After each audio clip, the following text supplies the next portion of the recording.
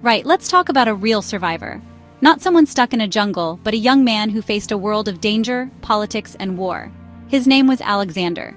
You probably know him as Alexander the Great. This guy wasn't just great, he was a phenomenon, a force of nature. He conquered most of the known world before he turned 30. That's an incredible feat of survival and ambition. But what many people forget is that this legendary conqueror started as a teenager. He wasn't just practicing with wooden swords. He was leading armies, taming wild beasts, and proving to everyone that he was born for something more. This is the story of how a young prince from a rough kingdom in Macedonia sharpened his skills and his spirit, preparing for the ultimate adventure. His story is a masterclass in survival, not just against the elements, but against powerful enemies and doubters. Think about the pressure. His father was a formidable king, a tough act to follow. The world around him was a brutal place, full of betrayal and constant warfare. A moment of weakness could get you killed. Alexander had to be tougher, smarter, and more daring than anyone else. He couldn't just rely on his royal name. He had to earn his respect with his own hands, on the training ground and on the battlefield. This wasn't a game, it was life or death, and from a very young age, Alexander chose to live life on the absolute edge, pushing every boundary he could find. The world of ancient Greece and Macedonia was no picnic. It was a landscape of jagged mountains and fierce rivalries. Every city-state was like a separate tribe, ready to fight for its territory and its honor. To survive, you needed more than just strength. You needed cunning, a deep understanding of your environment, and the guts to take massive risks.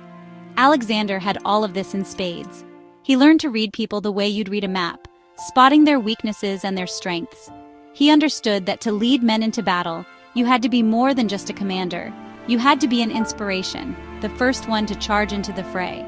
So how did this teenager from a backwater kingdom become the ultimate conqueror? It didn't happen overnight. It was forged in the fire of his youth. Every challenge he faced as a boy, every lesson he learned from his famous teacher, and every drop of sweat he shed in training built the foundation for his legend. He was a survivor in the truest sense of the word. He adapted, he overcame, and he dominated his environment. His teenage years were the ultimate training ground, a real-life man versus wild scenario where the stakes were entire empires. Let's dive into the wild world of the young Alexander and see how he got his start. Alexander was born in a place called Macedonia. Now, this wasn't like the sophisticated cities of Athens or Sparta that you hear about. Macedonia was the wild frontier. It was a tough, mountainous land, and its people were just as rugged. They were seen by other Greeks as hardy, but also a bit rough around the edges, like country folk. They were warriors, horsemen, and hunters. This was the environment Alexander grew up in. From the moment he was born, he was surrounded by a culture of strength and survival. You had to be tough to make it in Macedonia. It was a place where honor was everything and weakness was a death sentence. This shaped him from day one. His family life was just as intense. His father was King Philip II, a brilliant and ruthless military commander who was busy turning Macedonia into a superpower. Philip was a force of nature, a hard-drinking, battle-scarred king who lost an eye in combat. His mother was Olympias, a fiery and deeply religious princess from a neighboring kingdom. She was known for her fierce temper and her fascination with snakes. Imagine growing up in that household. It was a pressure cooker of ambition, power, and intrigue. There was no room for a soft prince here. Alexander had to navigate the complex relationship between his powerful parents, learning the art of politics at the dinner table. This world taught Alexander that life was a constant struggle. He wasn't raised in a palace filled with poets and philosophers alone. He was raised in a military camp. He saw soldiers training every day. He heard tales of battle and strategy from the best generals in the kingdom. His father, Philip, made sure his son understood the art of war. Alexander learned to ride horses before he could properly read, and he knew his way around a sword and a spear from a young age. This wasn't just for show, it was essential for his survival. In Macedonia, a king was expected to lead his men from the front, not command from a tent far behind the lines. So when you picture young Alexander, don't imagine a spoiled prince lounging on silk cushions. Picture a boy with dirt under his nails and fire in his eyes. Picture him racing horses across the plains, learning to track animals in the mountains, and listening intently as his father planned his next campaign. This environment was the perfect forge for a future conqueror. It gave him a physical toughness that would serve him well in his long marches across Asia. And it gave him a mental resilience that would allow him to face down any challenge, no matter how impossible it seemed. His rough childhood was the first, and perhaps most important, piece of his survival kit. One of the most legendary stories about young Alexander shows you exactly the kind of kid he was. Bold, intelligent, and a bit of a show-off. When he was just a boy, maybe 12 or 13, a horse trader brought a magnificent black stallion to show King Philip. The horse was named Bucephalus, which means ox head. He was a huge, powerful animal, but he was completely wild. None of Philip's best horsemen could get near him. The horse reared up, kicked, and bucked off anyone who tried to mount him. He seemed absolutely untamable, a pure force of nature that refused to be broken by man. It was a dangerous situation. King Philip was about to give up and send the horse away, frustrated that such a fine animal was useless. But young Alexander spoke up. He told his father that it was a shame to lose such a great horse just because his men weren't skilled enough to handle him. This was a bold move for a kid, talking back to a king and his best warriors. Philip and his court laughed at him. What could this boy do that grown men couldn't? Philip, probably amused by his son's audacity, challenged him. He told Alexander that if he could tame the horse, he could keep it, but if he failed, he would have to pay the full, very high price for the animal himself. Alexander accepted the bet without hesitation. He had been watching closely, not just the horse, but everything around it. He used his brain, not just brute force. He noticed that the horse seemed to be spooked by its own shadow dancing on the ground in front of it. This was a brilliant observation that everyone else had missed. While the others saw only chaos, Alexander saw a pattern.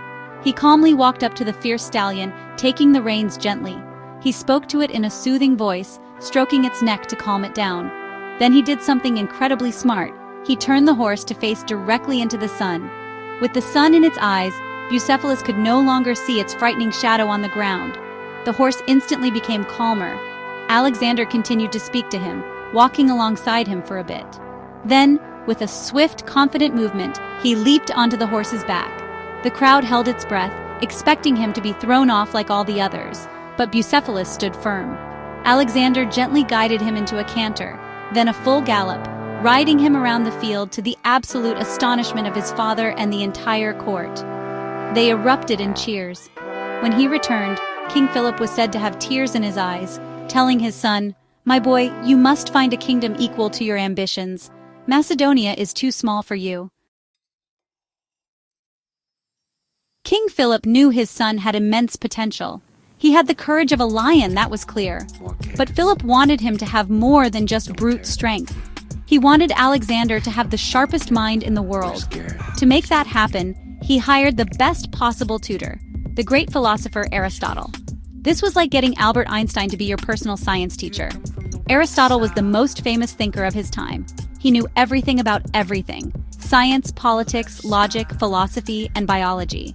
For 3 years, Aristotle took the young prince and his friends to a quiet school set up in a place called Mieza. This wasn't your typical classroom. They studied outdoors in a beautiful place called the Nymphaeum, or the Sanctuary of the Nymphs. It was a place with caves, gardens, and shady walkways. Here, Aristotle didn't just make Alexander memorize facts. He taught him how to think.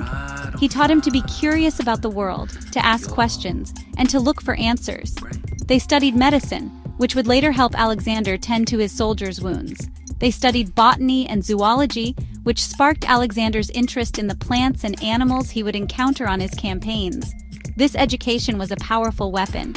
Aristotle's teachings gave Alexander a huge advantage. While other rulers might only know about war, Alexander understood science, culture, and philosophy. This made him a different kind of conqueror. He wasn't just interested in destroying cities, he was genuinely curious about the people and lands he encountered. He brought scientists and historians with him on his great expedition into Asia. He collected strange new plants and animals and sent them back to Aristotle in Greece. This thirst for knowledge, instilled in him during his teenage years, made his conquests more than just military victories. They were also voyages of discovery. This education also sharpened his strategic thinking. Aristotle taught him logic and how to construct a convincing argument. This helped Alexander become an incredibly persuasive speaker, able to inspire his troops with powerful speeches before a battle. He learned to think several steps ahead of his enemies, to analyze a situation from all angles, and to find creative solutions to impossible problems. The combination of his Macedonian warrior spirit and his sophisticated Greek education was deadly.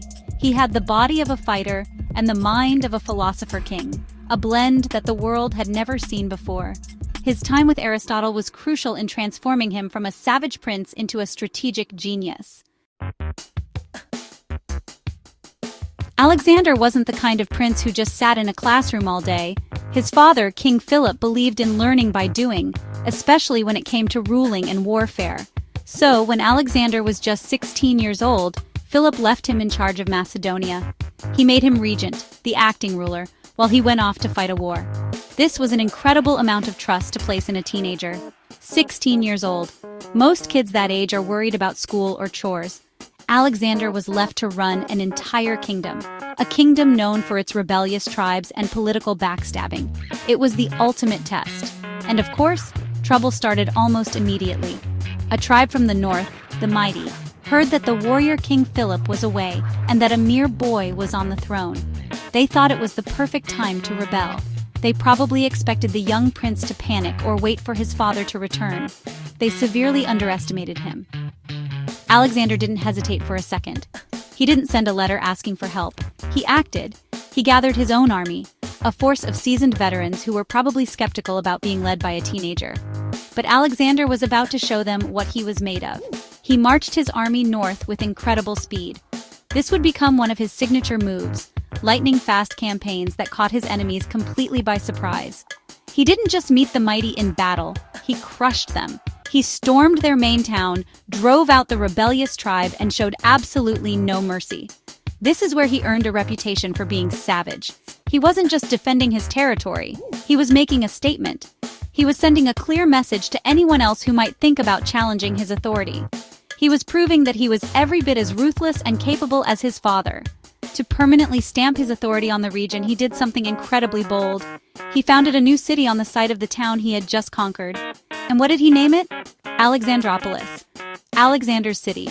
At 16 years old. The sheer audacity is breathtaking.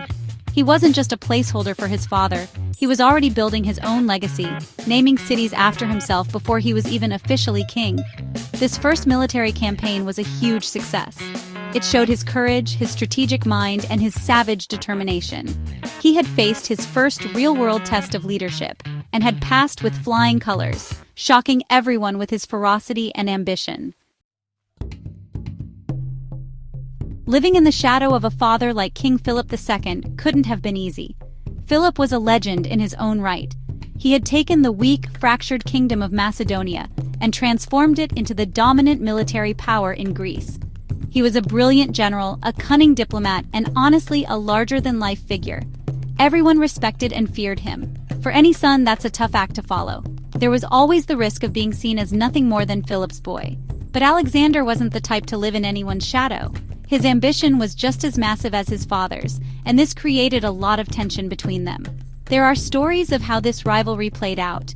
When news would arrive at the court of another great victory won by Philip, Alexander wouldn't celebrate like the others. Instead, he would turn to his friends and complain, "My father will get everything before I do. He won't leave any great adventures for me." Think about that. As a teenager, he was already worried that his father would conquer the whole world before he got his chance.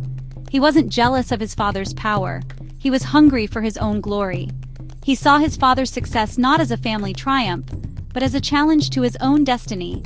This hunger for power sometimes boiled over into open conflict. The most famous incident happened at a wedding feast.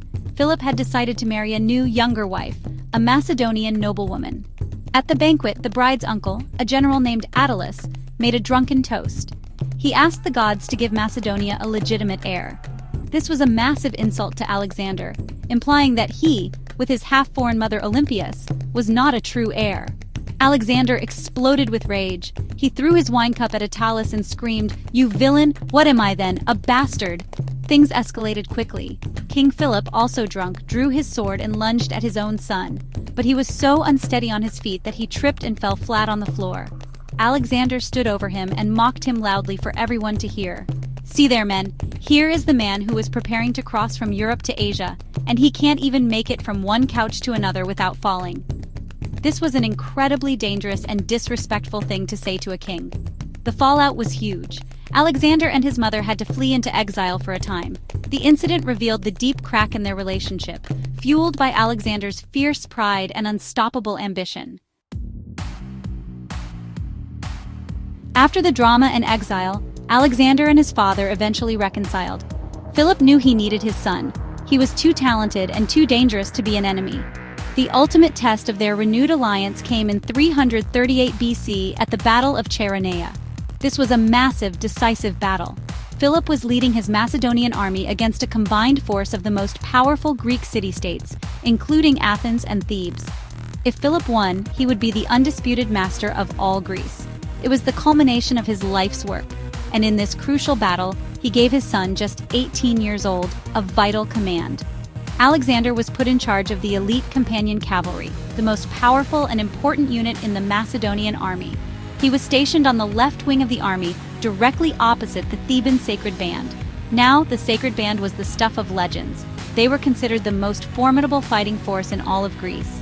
It was an elite unit of 300 soldiers, famous for never having been defeated in battle. They were a wall of shields and spears that had broken many armies. Putting a teenager in charge of the cavalry that had to face them was either a stroke of genius or a foolish risk. The battle raged on, and for a while it seemed like a stalemate. The Greek lines were holding firm. According to one account, King Philip used a clever tactic. He ordered his troops on the right wing to pretend to retreat, slowly pulling back. The Athenians, thinking they were winning, charged forward in a disorganized rush, breaking their own battle line. This created a gap, a small, fleeting opportunity that required perfect timing and unbelievable courage to exploit. This was the moment Alexander had been waiting for his entire life. He saw the gap open up next to the steadfast sacred band. Without a moment's hesitation, Alexander led the companion cavalry in a thunderous charge. He wasn't directing from the back, he was at the very tip of the spearhead, riding Bucephalus into the heart of the enemy. He smashed into the gap, wheeling his cavalry around to attack the Theban sacred band from behind. They were caught completely by surprise, trapped between Philip's infantry in the front and Alexander's cavalry in the rear. Even so, the legendary soldiers refused to surrender. They fought to the last man. Alexander and his cavalry completely destroyed them. This single, decisive action shattered the Greek army and won the day for Macedonia. The 18-year-old had proven himself a hero. After the victory at Chaeronea, Philip was the master of Greece. His next plan was even bigger, a massive invasion of the Persian Empire. This was the great adventure that Alexander had always dreamed of, but he would get his chance to lead it sooner than he ever imagined. In 336 BC, just 2 years after the great battle, the royal court was celebrating another wedding, this time for Alexander's sister. There was a huge festival. King Philip, at the height of his power, entered a crowded theater, walking proudly without his bodyguards to show that he was a beloved king. It was a fatal mistake. As he walked, one of his own bodyguards, a man named Pausanias, rushed out of the crowd. He pulled out a dagger and stabbed the king, killing him almost instantly. The assassin tried to escape, but was caught and killed by other guards before he could be questioned. The whole kingdom was thrown into chaos and shock. The mighty King Philip was dead. Who was behind the murder? Was it the Persians? Was it a jealous Greek state? Or was it someone closer to home? Suspicion immediately fell on many people, including Alexander's mother Olympias, and even Alexander himself, given their public fights with the king. But there was no time for a long investigation. In the brutal world of Macedonian politics, a power vacuum was incredibly dangerous. Philip had other sons, and there were other powerful generals who might try to seize the throne. Alexander had to act fast, or he would lose everything. He was only 20 years old, but he moved with the speed and certainty of a seasoned veteran. Supported by his father's most loyal generals, he was immediately acclaimed as the new king by the army. The soldiers who had seen him charge at Chaeronea knew he was the right man for the job. They trusted his courage and leadership. His first acts as king were swift and ruthless, showing that savage side again. He systematically eliminated all his potential rivals to the throne. He had relatives executed, ensuring that no one was left who could challenge his claim. When the Greek cities like Thebes heard that Philip was dead, they rebelled again. thinking the young new king would be weak. Alexander responded with terrifying speed. He marched his army south, and when Thebes refused to surrender, he utterly destroyed the city. He razed it to the ground, sold its people into slavery, and left only the house of a famous poet standing. The message was brutal and clear. The age of Alexander had begun, and he would be even more fearsome than his father. So, when we look back at the incredible story of Alexander the Great, it's easy to focus on his epic conquests in Persia, Egypt, and India.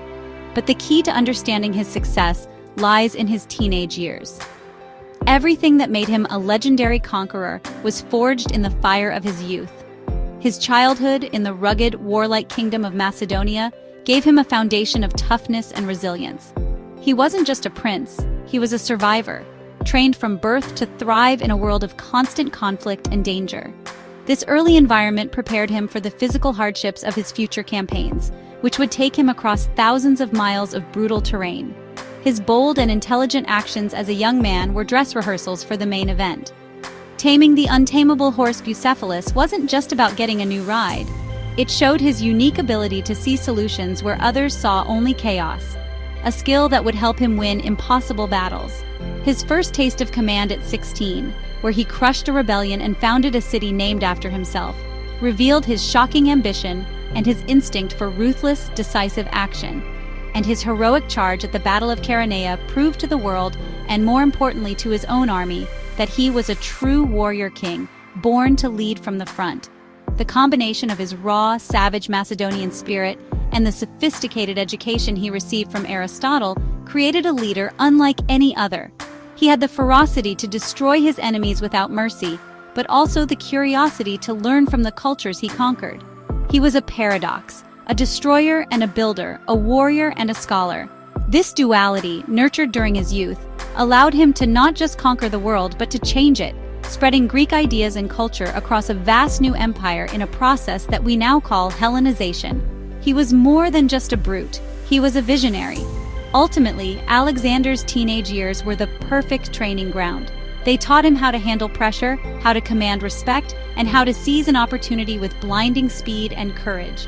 The conflicts with his father, the challenges of his first command, and the weight of royal expectations sharpened his skills and fueled his insatiable hunger for glory. By the time he became king at the age of 20, he wasn't a boy stepping into a man's shoes. He was a fully formed leader, a predator ready to be unleashed upon the world. The teen conqueror was ready for his ultimate adventure,